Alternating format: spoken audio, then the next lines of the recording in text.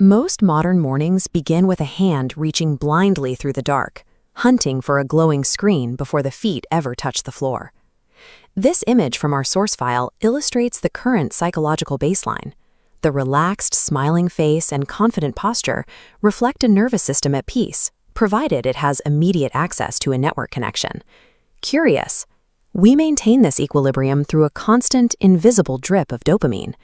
Every notification ping and every infinite scroll provides a tiny, highly predictable reward that keeps our brain chemistry leveled out.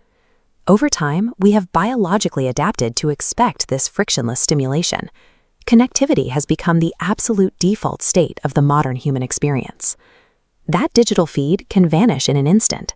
During a town-wide infrastructure failure, cellular towers drop and local routers fail, causing the entire network to go dark. The immediate reaction is a frantic attempt to troubleshoot the void.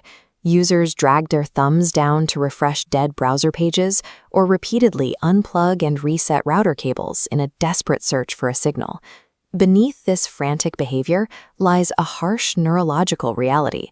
The brain is experiencing a sudden, severe deprivation of the dopamine it was fully expecting to receive. This illustration captures the resulting chemical crash. The aggressive, shouting figure and the defensive posture represent the intense irritability and internal friction that surface when the digital stimulation stops. This initial panic is a predictable biological response to the sudden severing of a deeply ingrained behavioral feedback loop. As the hours pass, the physical environment takes over. A teenager like Arav eventually leaves his room, wandering into a quiet, unstimulating living space. He is now feeling a state of evolutionary boredom. Modern culture often treats this state as a negative condition to be cured immediately by a screen. In reality, boredom is a biological alarm system. As stimulation levels crash past a threshold, the brain sends a signal pushing us toward new environments. Dropping below this line creates tension, triggering physical movement and exploration. Arav responds to this alarm by leaving the house. He wanders the neighborhood until he finds a group of peers and joins a physical game of cricket. Without the discomfort of true boredom, we lack the necessary biological motivation to kickstart real-world action and physical discovery. The outdoor game provides a chaotic, sensory environment. There is the impact of the ball, the shouting of teammates, and the constant movement of the players. The brain shifts away from the fast, isolating dopamine of digital life. It must now manage the mechanics of physical play and the rewards of shared exertion. This engagement continues into the evening. Indoors, Arav sits close to his grandfather to listen to family stories, maintaining the sustained eye contact that the physical world requires.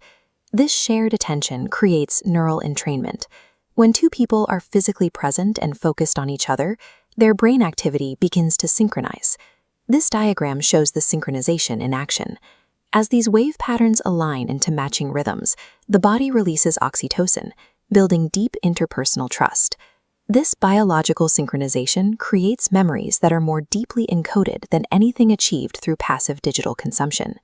Screens are capable of simulating interaction, but only shared physical presence possesses the biological mechanics to wire us for lasting human relationships. Late that night, the digital signal returns. The home router indicator lights snap back to life, blinking an aggressive, steady green. The family lets out an instinctual cheer, recognizing that their access to the digital world is fully restored. Arav looks at his device, but the compulsive urge to immediately stare at the screen has vanished.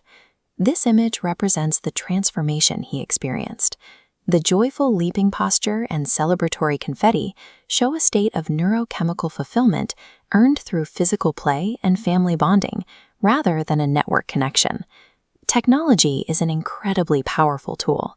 However, by intentionally choosing the friction of the physical world over our digital defaults, we reclaim our time, our biology, and our most human experiences.